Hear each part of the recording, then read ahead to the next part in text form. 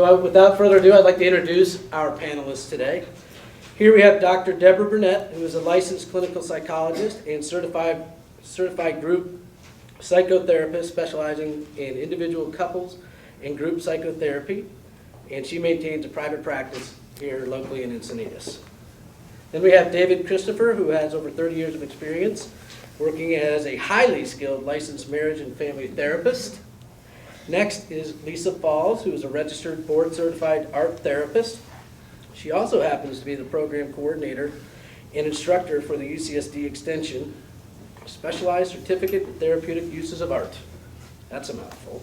Yes, it is. And finally, we have Brian, who is a licensed clinical social worker who for the last 3 years has worked as a clinical coordinator of Reflection Central Day Treatment Program for Children, which is located locally in La Mesa. So, I'd like to start with our first question. And David, since you're just settling in, we're going to start with you for this one, if you could. Describe how you became interested in counseling and what led you to choose that ultimately as a career path for yourself. I tried to come to UCSD and study marine biology. Didn't work. I tried a number of other courses and found my way into child developmental psych and just fell in love. It became really that dream for me and never stopped. 30 years later, this is what I do. And as it happens, I can probably describe it easiest because along the way, I guess in a lot of ways, I'm kind of a journeyman therapist in a sense. I have a lot of clients or a lot of colleagues, young colleagues who have said to me, well, I want to do what you do. It's just the coolest thing. And I say, well, you know, what I do now is different than how I started. When I graduated, I went to the VA hospital and got a job. And it was working in the psych department. I was a locked research facility. And it was so different than what I do today, you can't imagine. And it was also one of the greatest things I ever could have done. It was like cutting my teeth. I worked there. I worked in a locked research hospital up in LA. I worked in chronic pain treatment center and about 4 or 5 other facilities. It was far removed from private practice. And if I hadn't done that, I don't think I would have had the longevity that I have. Because it gave me exposure to everything, every possible thing you can imagine. And for a journeyman kind of thinking about it, really now, there's nobody that I could see that I'm not familiar with in some way. And so it allowed me to be comfortable with every type of psychiatric diagnosis there is, research, hospital management, everything there is that goes on in the field of treatment, diagnosis, assessment, in clinical psychology, psychotherapy, every facet of it. So it built a foundation. And for me, that was a blessing. I hope that kind of gives an answer that you're after. How I got into, I went through, going through college, I ended up liking psychology classes the most, sociology, having to do with human behavior. And I also had an interest in helping people. Coming from an area, I came from an area with a lot of, believe it or not, a lot of gangs and kind of a poor area a little bit. And I always thought but I came from a good family that I was able to stay out of that, and I just thought, I'd like to be able to help these kind of kids. And so I was thinking counseling, I love psychology, and put that together. How I got into social work, I had a professor while I was doing my undergraduate who said, you don't really need to get, he was a psychologist, he was a PhD in psychology, he said, you really don't need to get, if you want to do therapy, you really don't need to get a PhD if you don't want to, if you're not interested in teaching and research. And he really steered me towards the LCSW, and that's the path I took, and that's how I ended up in it.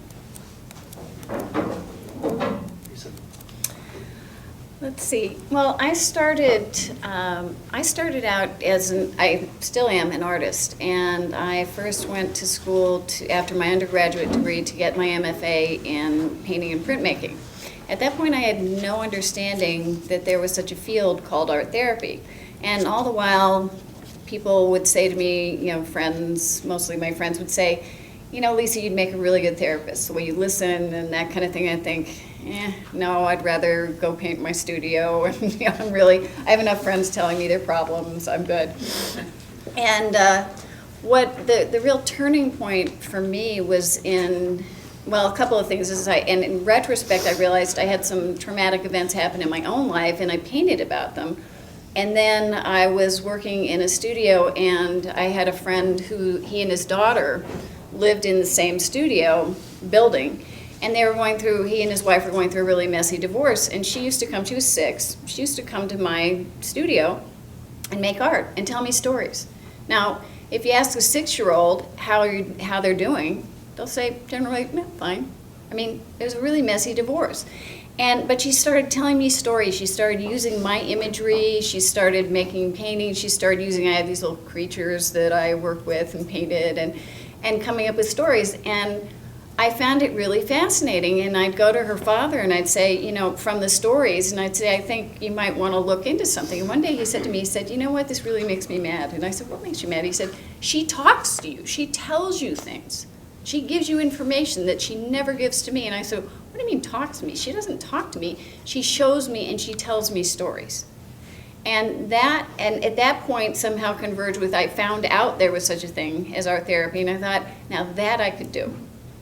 I'm both a traditional mind and non-traditional mind coming together, so it meant getting more traditional training in how to be a therapist, as well as pulling the art together in with that and using that as healing and finding hope for people with very traumatic situations. I tended early on, and I agree with you about this, I did psych inpatient with children and adolescents. I worked with chronically mentally ill adults, dually diagnosed with substance abuse issues.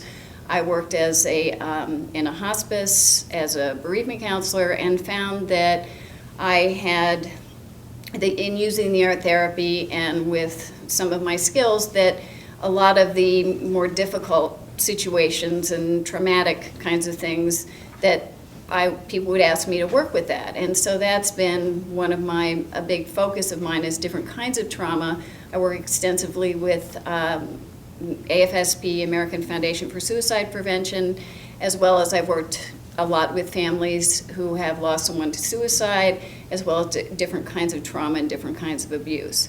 So and I also work with people of all ages, and while I do have my specializations that I found very much in agreement with, that in the work that I've done in mixing the different populations, that it makes it gives you a much broader perspective about what you can do and how you can be helpful and how you can give somebody hope in their healing. Thank you. Wow, okay. I think I came to the major cliche that a lot of people come to. I wanted to help people. I liked the idea of contributing to other people's lives. I found in times in my life where I've needed help, I've gone to people, whether it was a therapist or a friend, and received guidance, and I loved that. And over time it was that everyone was coming to me. Similarly, whether it was my kids' friends because they couldn't talk to their parents, or adults because issues were happening. And I felt like I wanted to deepen my ability to really help people. So I thought, okay, what do I want to be when I grow up? I'll be a therapist. Well, I got my bachelor's degree and did what I was supposed to do. I sent out 20 applications to master's level programs, 10 to master's, 10 to doctorate programs. Figuring, you know, like you did probably to get to UCSD, you have your safety schools and you have the high reach ones. Out of 20 applications, I was rejected on all 10 MFTs, I don't know why, and accepted for interviews at all of the doctorate programs. So that shaped me becoming a psychologist. I still don't know why. That being said, it was quite a journey, and I've learned a lot, and I got what I asked for, are incredible tools that help me be with people in a way that can facilitate their growth, their healing.